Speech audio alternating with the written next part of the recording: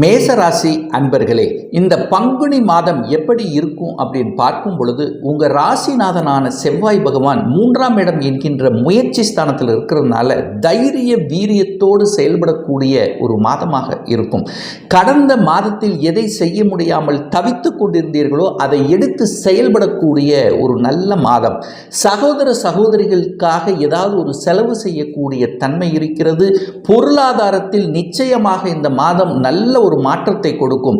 குரு சுக்கிரன் பரிவர்த்தனை பெற்றிருக்கிறதுனால பொருளாதாரத்தில் எந்த குறைபாடும் ஏற்படுத்த போவதில்லை.